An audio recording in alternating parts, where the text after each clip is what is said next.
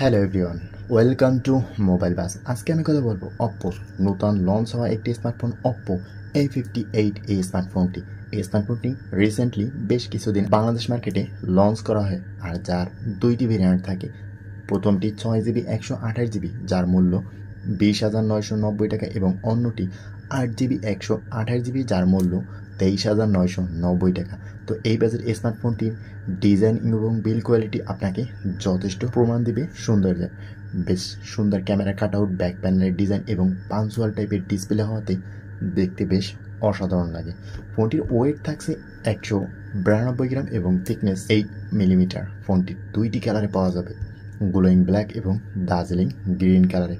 Overall ফোনটির design এবং বিল quality বেশ ঠিকঠাকই থাকছে। এরপরে আসি ফোনটির ডিসপ্লের দিকে। ফোনটিতে ইউজ করেছে 6.72 ইঞ্চের একটি IPS LCD পাঞ্চুয়াল কাটআউটের ডিসপ্লে, যার রেজুলেশন 1080x2400 পিক্সেল। থাকছে 392 ppi ডেন্সিটি এবং 20:9 অ্যাসপেক্ট রেশিওর সাথে 86.6% স্ক্রিন টু বডি রেশিও। আর এই স্মার্টফোনটিতে ইউজ করা হয়েছে 680 নিটের একটি অসাধারণ ডিসপ্লে। ডেলাইটে ইউজ করার ক্ষেত্রে যথেষ্ট ভালো সাপোর্ট দিবে আপনাকে। প্রচুর আলোতেও আপনি বেশ অসাধারণভাবে ইউজ করতে পারবেন, কোনো রকমের ল্যাকিং ছাড়া, কোনো আলোর ঘাটতি পড়বে না। তো ওভারঅল ডিসপ্লের দিক দিয়ে মোটামুটি ঠিকঠাক থাকলে এখানে অ্যামোলেড হলে অসাধারণ হতো, আর এর সাথে যদি একটি কোর্নিং গরিলা গ্লাসের প্রোটেকশন দেওয়া হতো। তো ওভারঅল ব্রাইটনেসের দিক থেকে, পাঞ্চুয়ালের দিক থেকে বেশ ঠিকঠাকই ডিসপ্লেটা। এরপরে আসি স্মার্টফোনটির পারফরমেন্স সেকশনে। ফোনটিতে ইউজ করা হয়েছে মিডিয়াটেক হিলিও G85 এর একটি 12 ন্যানোমিটার চিপসেট, যার CPU হিসেবে থাকছে 2.0 GHz অক্টাকোর এবং GPU হিসেবে মিলবে মালিজু 52MC2। আর ফোনটি রান করবে ColorOS 13.1 এর সাথে অ্যান্ড্রয়েড 13।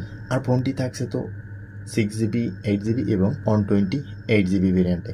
তো ওভারঅল যদি ফোনটির পারফরমেন্স নিয়ে কথা বলি, সেক্ষেত্রে এই বাজেট অনুযায়ী চিপসেটটা একটু ছোট মনে হয়েছে এবং পারফরমেন্সিয়ালি আরও ভালো কিছু প্রোভাইড করা উচিত ছিল এই বাজেটে।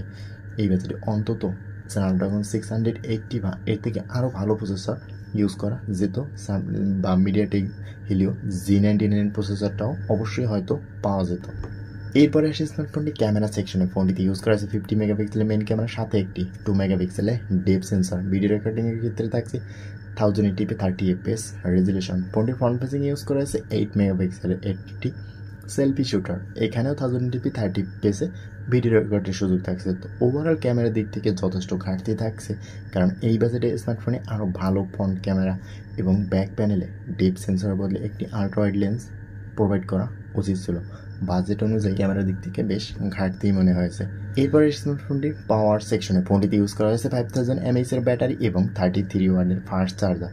তবে এখানে আপনাকে যথেষ্ট সমর্থন দেবে 5000 mAh ব্যাটারি এবং 33 ওয়াটের চার্জার। আপনাকে বাজেট অনুযায়ী বেশ ভালো কিছুই প্রোভাইড করছে। প্রতিদিন ইউজ করা এবং শর্ট টাইমে চার্জ করাতে আপনাকে বেশ হেল্পফুল হবে এই স্মার্টফোনটি থাকছে side mounted fingerprint, Bluetooth 3.5 millimetre headphone Jack, stereo speaker. এই স্মার্টফোনটিতে থাকছে 300% পর্যন্ত ভলিউম বাড়ানোর সুবিধা, অর্থাৎ 300% পর্যন্ত ভলিউম বাড়ালে বেশ ভালো সাউন্ড কোয়ালিটি পাওয়া যায়। ডুয়াল স্টেরিও স্পিকার থাকাতে স্মার্টফোনটির সাউন্ড কোয়ালিটি যথেষ্ট ভালো। এই স্মার্টফোনটির পারফরমেন্স এবং ক্যামেরার দিক থেকে ঘাটতি থাকলেও এই স্মার্টফোনটি আদার্স দিক থেকে বেশ ভালো সমর্থন করবে। Big display, big phone, side mounted fingerprint এবং ব্যাটারি এবং 33 ওয়াটের চার্জার আপনাকে যথেষ্ট সাপোর্ট দেবে।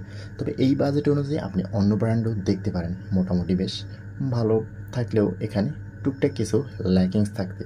তো আপনার কাছে কেমন হতে পারে এই স্মার্টফোনটি অবশ্যই কমেন্ট করে জানাবেন। আজকের ভিডিওটি এই পর্যন্তই, কথা হবে নেক্সট কোনো ভিডিওতে। ততক্ষণ পর্যন্ত ভালো থাকবেন, সুস্থ থাকবেন। আল্লাহ হাফেজ।